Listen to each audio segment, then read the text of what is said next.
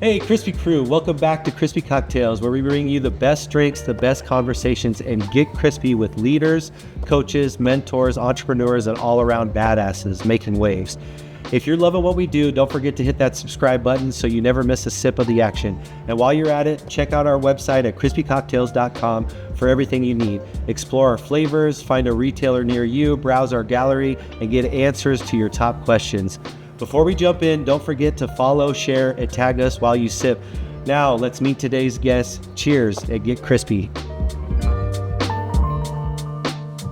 We're here today at the Back Nine, one of the new franchises with the golf simulators inside. This place is phenomenal. You guys have got to come check it out. I'm sitting here with Scott Harshman. He's originating branch manager for Cross Country Mortgage. Thank you so much for being here. Yeah, thanks for having me. Yeah, tell me a little bit about your story, like your business journey and how you got to where you are today. Sure, yeah. So first and foremost, I graduated college in 2009. So what a time to graduate college. Right. There was no jobs out there. So I played baseball all the way up through college, thought I was going to get drafted. Sure enough, wasn't good enough. So finished with my business management degree. I was like, what am I going to do with my life? And I was bartending, and I was going to double major in computer science. And I'm not talking like bad about any nerds or anything like that out there, but like I walk in there and I'm like looking around, I'm like, these are not my people. Like, they're super cool people, but like they're just like buried in phones or computers, and I'm like writing on Java, and I'm like, dude, I don't even know what Java is. Yeah. I thought it was a cup of Joe. So I learned pretty quickly. I went to my counselor and I was like, hey, just give me my business management degree, I'll be done. So I started bartending and serving in a restaurant down in Pueblo, actually. And some guy came in and was like, him and his wife came in for like an entire week. And what was really weird about it is like this girl and I, we were really good friends, and she was we bar backed each other on weekends. And she's like, hey, this guy's been coming in with his wife the entire week. And I'm like, for what? Okay. Yeah. And she's like, I don't know. He keeps asking a bunch of questions about you. And I'm like, okay, like, cool. So finally I talked to him, and he's like, hey, you know, we've been coming in, we've been looking at you. It seems like you have good energy. We want you to come and interview. I'm like, for what? And they're like, to sell homes. I'm like, okay, cool. 2009, not a whole lot of jobs out there. Couldn't really find anything. I was like, whatever. That's pretty much when the housing market crashed, right? Yes. Yeah. Yeah, perfect time to get in the housing market too. But what they did, it was modular and manufactured homes. It's a company called Clayton Homes. They're Berkshire Hathaway backed, all that. So I had no idea what I was getting myself into, but I went and interviewed. I was like, sure, I'll give it a try. Like, why not? That's when I fell in love with like mortgages. Because it was like, okay, how do I figure out how to get people qualified? And that's when we couldn't talk about, you had to be a licensed loan officer to be able to talk about mortgages. So long story short, my wife and I moved up to Denver. She's a recruiter. I'm like, hey, I want to get into mortgages. This is like right when our second kid was born. And I was like, I really want to get into mortgages. She's like, well, there's this job for processor. Like, let's see if we can get you in there. I was like, just give me an interview. That's all I'm asking for. So sure enough, she got me an interview. Her boss was not happy about it. Went interview with this guy. He's like, you're a dude, you're unorganized. There's no way you're gonna be a good processor. He's like, I'm gonna make you a dialer. I was like, what is that? It's like, you're gonna make 100 phone calls a day for 6 months, and then I'm gonna get you licensed. I was like, all right, cool. So long story short, that's how I got into mortgages is that little journey right there. Yeah, so you became a dialer, Yes. 100 calls a day. I'm interested in this because a lot of people can't handle being in a call center or doing a bunch of cold calls all day. Yes. Now I know that it's being taken over by AI Yes. for computers, but how did you like it and how were you successful with it? So the first thing that I learned very quickly, you cannot get a black eye from the phone unless you hit yourself with it. So I learned that really quickly. And honestly, it was just one of those things where like, if you just talk to enough people, like there's a lot of cool people out there. Yeah. So if you just make enough phone calls, you're gonna run into assholes all the time. But like if you talk to enough people, you're gonna run into some pretty cool people, hear some cool stories, that type of stuff. So it really wasn't that bad.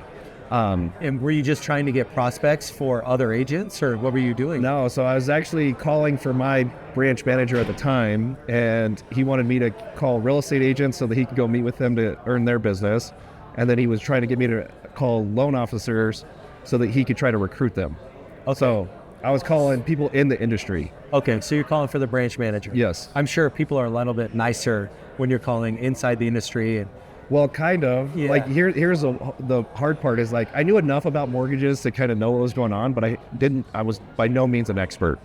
And when I would call, hey, my boss saw you, had great things to say about you. He wants to talk to you. He wants to schedule a 15-minute appointment with you. Yeah. And like the number of times that I got hung up on, I'm like, okay, I really suck at this. I really got to like hone in on what I'm trying to call about. So it's all about providing value and, talking them up, boosting their ego, that type of stuff. So yeah, that's what it was all about. that's one thing that I like to do too. Like when I'm dealing with employees or customers or anybody in that matter, I try to make it more about them than it is about me. Without a doubt. Yeah, and try to do less talking.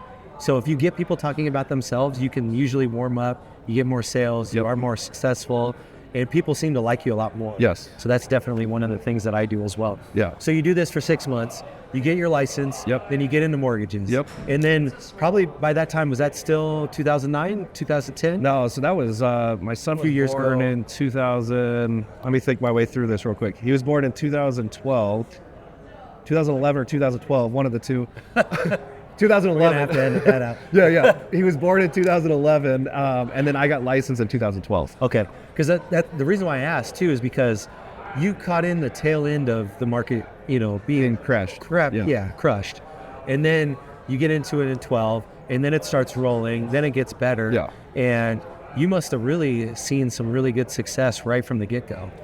So this is what's really interesting, because we're in a very similar market today.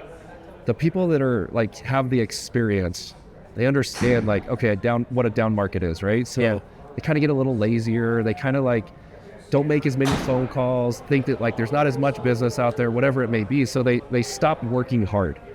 I didn't know any different. So when I got in, I was so young and stupid that I was like, all right, told me to make calls, so here I am. And I just called prospects all day long. And I was good enough to get applications. So that's what I would do is I'd call them and be like, hey, you want to buy a house? Let's get you approved. That's first step. Next thing you know, I'm taking applications and everybody's like, what is this guy doing? I'm like, I don't know. I'm just making phone calls. I'm just calling people.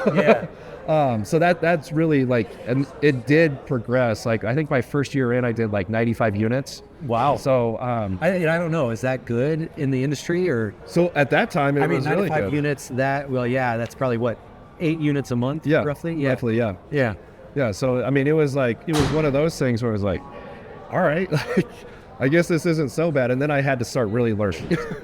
So then I got thrown to the wolves for a little bit. Started building my own business, calling real estate agents, recruiting them, like just providing value to them. I mean, like you said, it's all about providing value. Like it's all about them. How can I help you grow your business?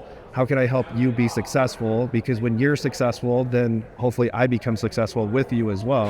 And kind of ride with you, right? And then it's nice too to build that groundwork and that foundation because you're doing all those calls, you're meeting all these people, you're doing these deals, you can get 95 deals, you don't know any different. It ended up being great for the industry. And then you can build on those layers with all the people that you've met. Correct. So they know people and then they're telling other people and then you become the mortgage lender that they want to go to, right? Exactly. And that's the whole goal is like you become valuable enough that people are like, you really got to call this guy because I know that he can get it done. And that's what I've always pride myself in with this business is like my number one goal is to show people how to build wealth with real estate. So in order to do that, like you really have to educate people on like, hey, this is what it looks like with paying down your mortgage. This is what it looks like when you buy multiple homes. This is what it looks like with appreciation. So really like building that. Do you do a lot of real estate deals yourself too? So as a real estate investor? I do have a couple rental properties for sure, but I mean, by no means would I call myself a massive investor. See, and I think that investors can be in all different levels. Even people that do fix and flips can be investors. Right? It just depends. I love real estate too. That's one of the reasons why I became successful. Put a second mortgage on my house to buy the Crimson Wool Tavern, and that's where my entrepreneurship journey really began. And so I love using real estate in leverage to, get where I need to be or get extra cash flow, all that good stuff. You said your number one goal is to show your clients how they can build wealth with real estate. Yes. So how do you show them how they can build wealth with real estate? So the whole process, well, I'm not going to go over the whole process, but I'm going to go over something that I go over with every client. It's called a real estate report card. And what it really shows is like, hey, if you own this home for X number of years, this is the expected appreciation, right? Like if you go back and look at all the way back to like 1973 when they started tracking appreciation or home values, I guess I should say, the average appreciation per year is about 4%. So if you really start breaking that down and showing people like, hey, if you live in this home for 5 years, you're going to get a cumulative of roughly 25%, right? Or 20%, whatever it is. So it's one of those things of like, hey, this is how real estate can really help you, is by owning a home. And this is the only asset that you can buy into where your true growth is based off of the purchase price of your original purchase price. It's not just like your initial investment, right? Like your down payment, that's what everyone calls the initial investment, is down payment. So, you know, you buy a house with 3% down on a 500, that's 15,000.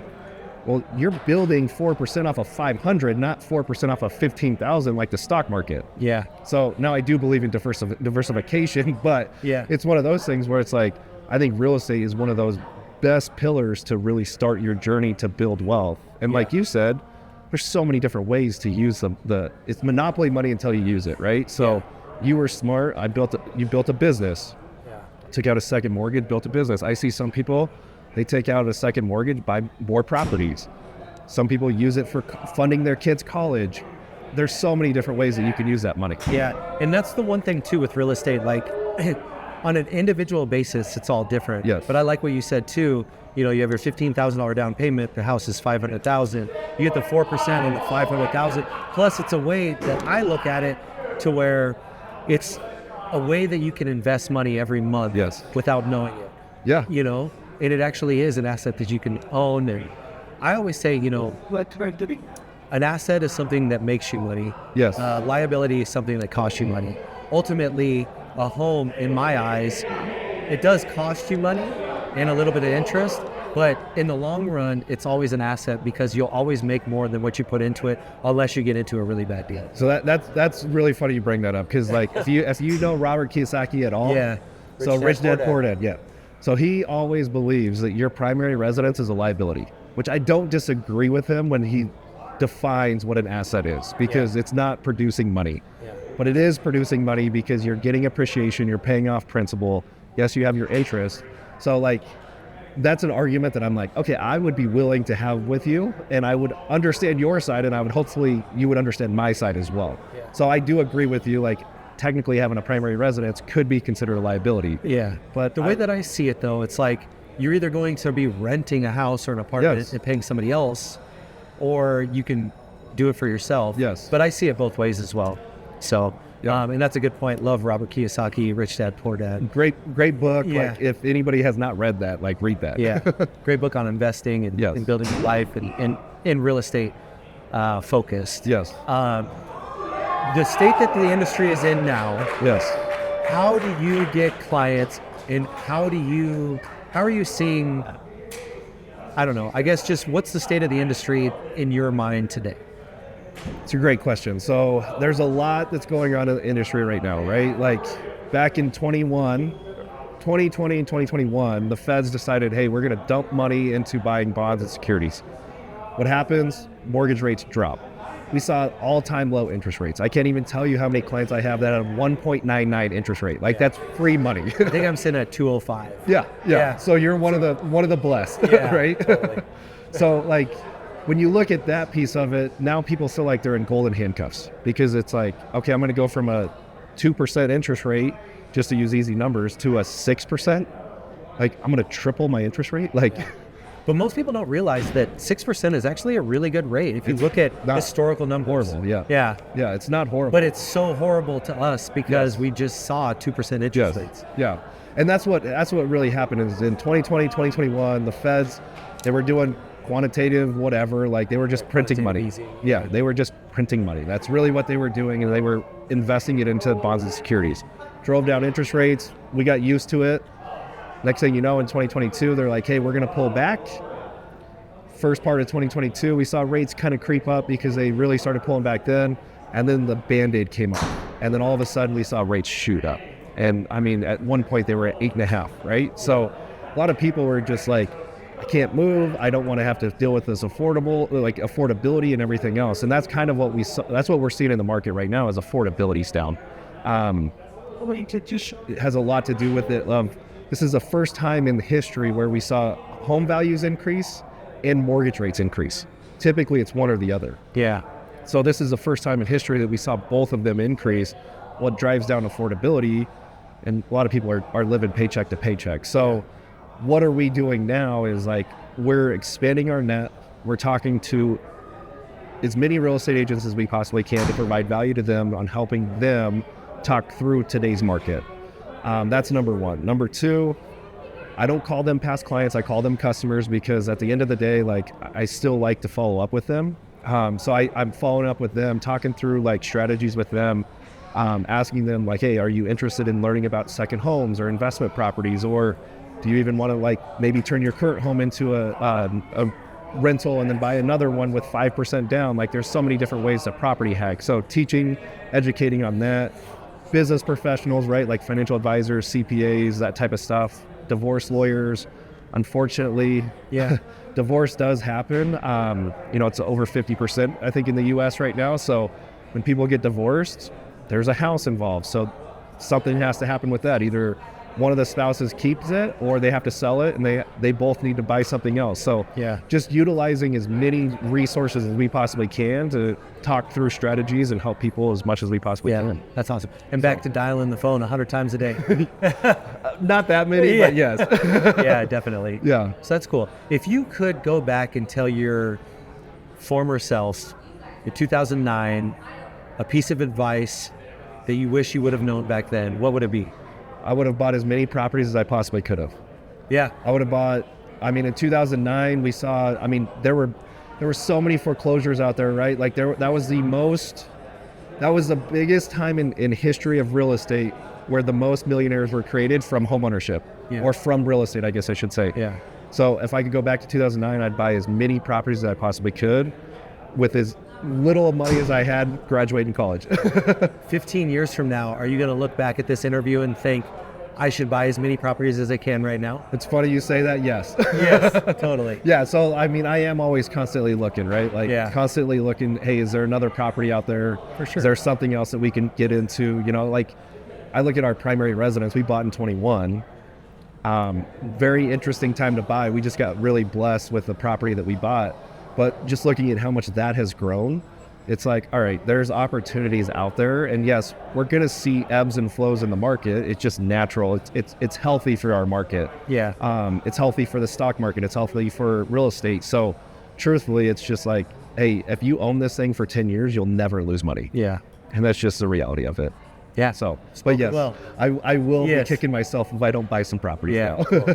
Well, Scott, thank you so much for being here. Yes, thank you. I appreciate your time. I know, did you get to try some of the Krispies already? I did. I tried, what was your tried all favorite four flavor? of them. All right, so there's actually two. It's the black cherry. Yeah, and then cherry press. The peach. And the king peach. Yes, those are phenomenal. Heck yeah. So I'm going to take a 12-pack home to my wife. Awesome. Love that, man. So, hey, next time, I do want to do this again. You're also a coach with 4 kids. Yes. I'm a coach. Want to talk football the next time I see you, next podcast. Oh, without a doubt. Yeah, we'll talk the X's and O's. I'm an O-line coach, so. Yeah, I'm an offensive guy, but I like the defense too. And I say too. defense wins championships, so next time we'll go over that stuff. Go Broncos, that's what it's all about. Broncos. All right, man. thanks so much. Yep.